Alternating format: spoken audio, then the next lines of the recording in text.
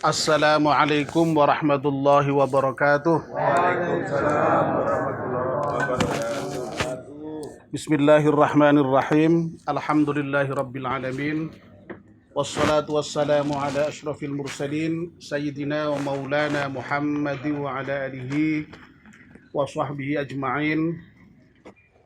Amma ba'd. Para alim, wabil khusus Bapak Dr. Kiai Haji Ahmad Fadil SMHum, Bapak dan Ibu-ibu serta saudara sekalian yang saya hormati, wabil khusus Bapak Haji Gatot Widodo beserta keluarga yang saya hormati pula. Alhamdulillah, kita panjatkan syukur pada Allah Subhanahu wa Ta'ala yang atas limpahan rahmat dan nikmatnya malam hari ini kita bersama-sama bisa hadir di dalamnya Bapak Haji Gatot Widodo ini dalam rangka mendoakan almarhumah Ibu Hajah Sukartini yang telah dipanggil Allah 3 hari yang lalu. Kita bersama-sama mendoakan semoga almarhumah Ibu Hajah Sukartini wafat dalam keadaan husnul khatimah, diampunkan dosanya oleh Allah Subhanahu wa Ta'ala dan diterima amal baiknya. Amin ya rabbal alamin. Alhamdulillah, Allah memberikan suara kepada saya itu cukup keras, terlatih di Tambak, di Metahwalang, Bunang, Demak sana, sehingga ketika ada gangguan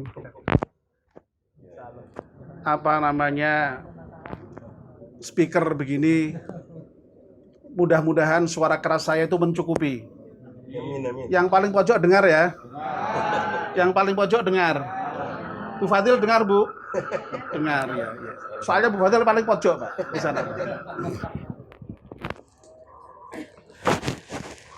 Bapak dan Ibu-ibu yang dirahmati Allah Subhanahu wa Ta'ala, sudah sering disampaikan oleh para kiai bahwa kematian itu memang merupakan sunnatullah. Manusia memang sudah ditentukan sedemikian Allah Subhanahu wa Ta'ala. Dia lahir, berkembang, dan pada akhirnya suatu ketika pasti akan mengalami kematian. Sebenarnya tidak hanya manusia, tidak hanya hampir, semua makhluk hidup pasti mengalami kematian. Al-Quran dalam banyak ayatnya, dari mulai yang sekedar bersifat deskriptif, informatif, sampai yang betul-betul bersifat persuasif, banyak menyampaikan informasi tentang bahwa kematian itu memang merupakan sunnatullah yang pasti terjadi. Ayat yang sering disebut misalnya A'udzubillahi minasyaitonirrajim, kullu nafsin dha'iqatul maut. Setiap yang bernyawa itu pasti mengalami kematian, merasakan kematian. Ini informasi yang deskriptif saja. Dalam ayat yang lain Allah menyampaikan informasi yang sifatnya untuk lebih meyakinkan manusia. Ainama takunu yudrikkumul maut walau kuntum fi burujim musyayyadah. Di mana saja kamu berada, niscaya kematian itu akan menemui kamu meskipun kamu berlindung di balik benteng yang amat kokoh. Saddam Hussein itu kurang apanya ya. Sudah bikin bunker ya, sedemikian rupa kokohnya ya. Ya pada saatnya ya kematian menemui juga. Bahkan ada ayat yang sering dikutip Bapak Kiai Haji Ahmad Fadil dan kemarin juga baru saja dijadikan tema pengajian di tempat Bapak Haji Triyogo yang kurang lebih juga sama dalam hal meyakinkan bahwa yang namanya manusia itu pasti akan mati. Qul innal mautal ladzi tafirruna minhu fa innahu mulaqikum. Katakan hai Muhammad bahwa sesungguhnya kematian yang kamu semua itu maunya lari, menghindar dari kematian itu. Tapi ketahuilah bahwa kematian itu meskipun kamu lari, terbirit-birit kayak apa, menghindar kayak apa, pasti akan ketangkep juga oleh kematian itu. Pasti kematian itu akan menemui. Jadi tegas sekali bahwa memang kematian itu tidak bisa dihindari. Sampai para filosof eksistensialis yang ateis itu, yang dia berani menentang Tuhan, ya, menganggap Tuhan tidak ada, tapi mereka tidak berani, ya, melawan yang namanya kematian itu, karena kematian pasti datang, dan itulah yang disebut dengan batas eksistensial manusia. Jadi sekali lagi tidak ada yang bisa menghindar kematian, ya, karena memang kematian merupakan ketentuan Allah yang pasti berlaku. Orang tidak ada yang bisa menghindar. Ya. Orang paling mungkin ya yang ada itu ya memperpanjang hidup, itu toh kalau juga betul-betul itu memperpanjang, ya. Atau mungkin ya memperawet muda, ya. Jadi obat awet muda itu mungkin ada, ya. Dengan operasi plastik, dengan apa itu kan kelihatannya tetap muda gitu ya. Ya, misalnya kita mengenal, saya yang paling apal itu Titiek Puspa itu, ya. Nenek Titiek Puspa atau buyut Titiek Puspa. Mungkin sekarang usianya sudah berapa itu mungkin? 80 atau mungkin 90 tahun mungkin, ya. Tapi waduh masih kelihatan kayak kenceling begitu ya. Ya. Tapi kalau ibu-ibu di tempat saya sana, di desa sana, itu umur 50 aja sudah pada peot, ya, ya gitu. Nah itulah bedanya, ya. Tapi siapa yang berani menjamin Titiek Puspa itu akan hidup terus? Ya, tidak ada. Pasti suatu ketika saya yakin ya akan mati. Karena memang saya yakin tidak ada obat anti mati, itu tidak ada. Gimana? Iya, oke ya. Jadi pasti datang. Jadi suatu ketika kematian pasti akan datang. Ya. Nah, cuma hanya kapan datangnya itu persoalannya. Tetapi kalau Allah sudah menentukan saatnya, kematian itu tidak bisa ditunda sedikit pun. Fa idza jaa ajaluhum la yastakhiruna sa'atan wa la yastaqdimun. Kalau memang ajalnya itu sudah datang, ketentuan itu sudah datang, tidak bisa itu ditunda sedikit pun maupun diajukan sedikit pun. Nah, Bapak Ibu dan saudara sekalian, kalau kematian itu pasti datang, kira-kira kematian itu perlu ditakuti enggak ya? Kematian memang tidak perlu ditakuti. Karena memang kematian itu ditakuti atau tidak ditakuti pasti datang. Kecuali kalau Pak Edi takut dengan kematian, lalu kematian sudah takut dengan Pak Edi, itu mungkin ya Pak Edi perlu takut kematian, ya. Nah persoalannya kematian itu ditakuti atau tidak ditakuti pasti datang. Sehingga memang ya idealnya memang tidak perlu takut dengan kematian itu. Hanya ada yang perlu ditakuti berkaitan dengan kematian ini, tetapi bukan kematiannya itu sendiri, melainkan apa? Keadaan pada saat kita mati itu nanti kayak apa? Itu yang harus kita khawatirkan. Duh, yang ditinggalkan, yang ditakutkan. Ya. Jadi keadaan kematian kita itu yang harus kita khawatirkan. Maksudnya apa? Kita itu nanti mati dalam keadaan apa begitu? Dalam keadaan bagaimana? Itu yang kita pikirkan. Karena apa, Bapak dan Ibu-ibu? Karena memang ada beberapa bentuk kematian. Ya. secara garis besar, ya, ini kalau menurut Omai Rama, yang idolanya Pak Musahadi itu, ya, itu kematian itu katanya ada dua. Jadi qala Omai Rama, ya, ada dua cara kematian. Wah. Lo ini enggak kalah dengan, lo sebenarnya yang lebih bagus tuh saya, cuma saya enggak nyanyi itu aja, itu bersalahnya itu ya. Ayo Pak Musa. Tergantung amal dan perbuatan. Ada yang pakai rambut dicabut dari tepung, itu mati bagi yang takwa. Jangan wah gitu ya musiknya ya. Ya, ini yang pertama ya. Jadi kematian bagi orang yang bertakwa itu kalau menurut Omai Rama itu seperti rambut dicabut dari tepung. Apa itu kira-kira itu? Maklus gitu ya kira-kira ya. Mudah sekali. Itu menurut Omai Rama. Kalau menurut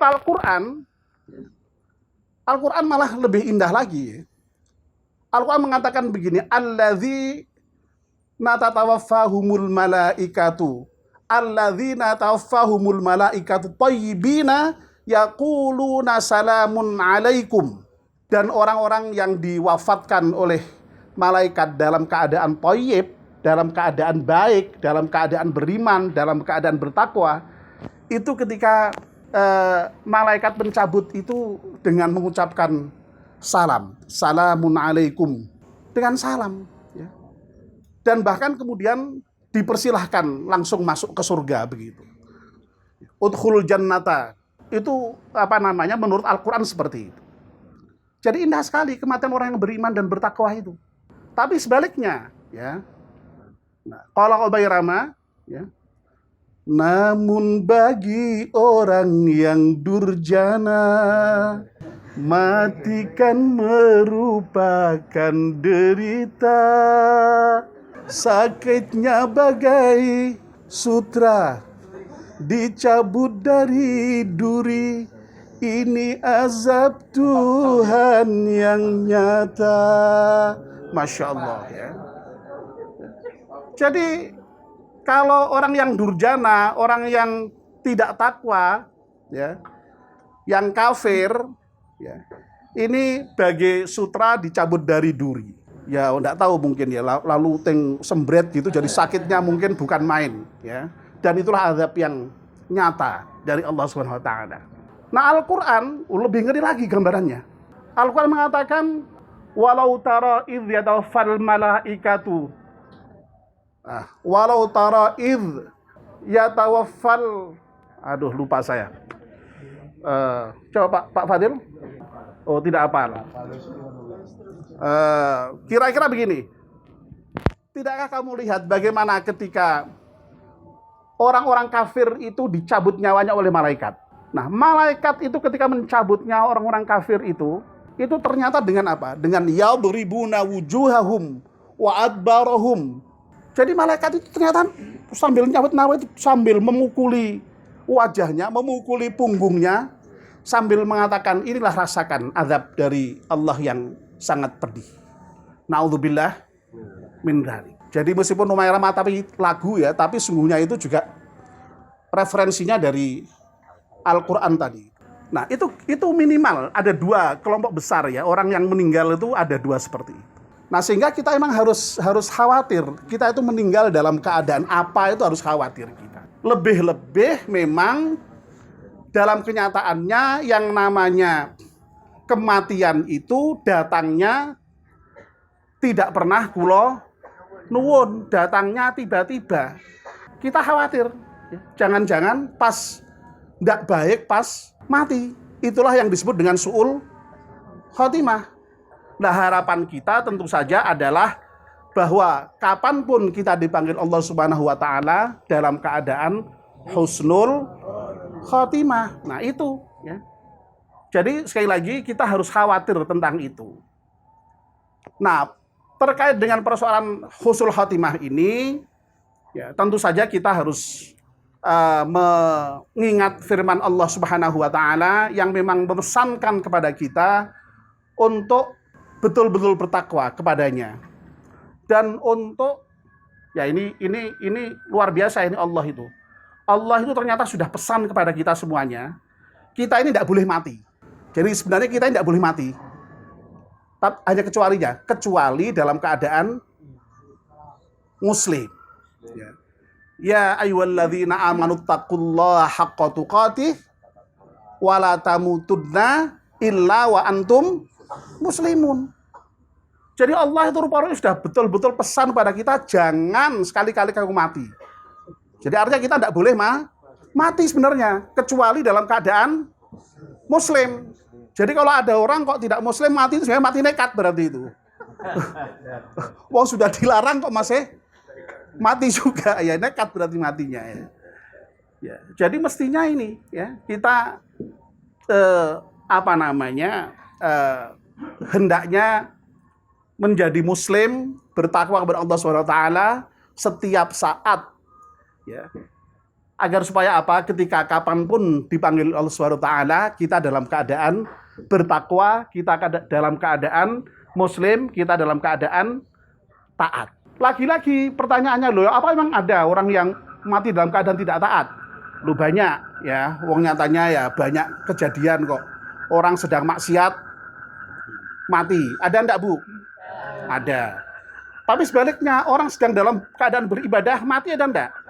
Banyak juga. Nah setidak-tidaknya kalau toh tidak dalam keadaan beribadah sekalipun, mudah-mudahan kita mati itu dalam keadaan ya tidak dalam bermaksiat, paling enggak itu. Ya, syukur kalau dalam keadaan beribadah. Seperti orang pergi haji mati. Ya Allah, itu betapa nikmatnya itu, ya. Sedang sholat mati. Ada enggak itu?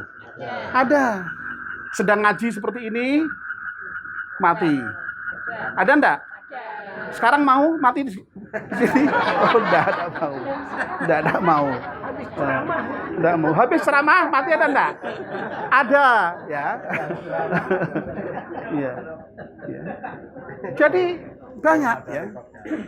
Nah, yang kita mohonkan pada Allah SWT, mudah-mudahan kita ya kapanpun nanti dipanggil Allah dalam keadaan husnul khotimah ya.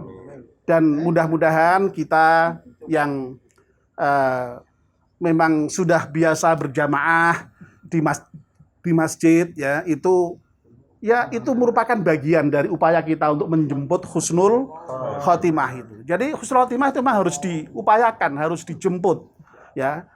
Mudah-mudahan kita semua memang bisa sampai nanti itu ketemu dengan husnul khotimah itu.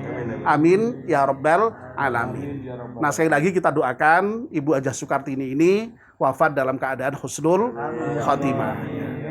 Karena beliau ini usianya cukup panjang ya, dan kemarin sudah saya sebutkan ketika memberikan tausiah singkat di masjid ketika mengantar kepergian beliau pas sholat jenazah itu ya. Saya juga berharap mudah-mudahan Ibu Sukartini itu kita doakan seperti yang disabdakan Rasulullah ya. Sebaik-baik orang itu adalah orang yang panjang umurnya dan baik amalnya. Khairun nasi man tala umruhu wa hasuna amaluhu ya. Mudah-mudahan ya, dan kita semua tahu informasinya dari apa yang diceritakan Bu Gatot, Pak Gatot ya.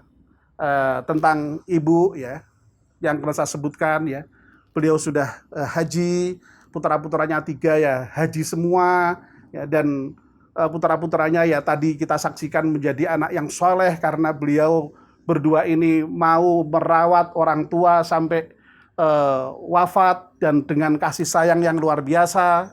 Sekali lagi mudah-mudahan tanda-tanda husnul khotimah. Apalagi beliau wafat di bulan suci Ramadan. Amin. Ya rabbal alamin. Saya kira ini yang bisa disampaikan. Ya, mudah-mudahan ada manfaatnya. Mohon maaf kalau agak kepanjangan. Wallahul muwafiq ila aqwamit thariq. Wassalamualaikum warahmatullahi wabarakatuh.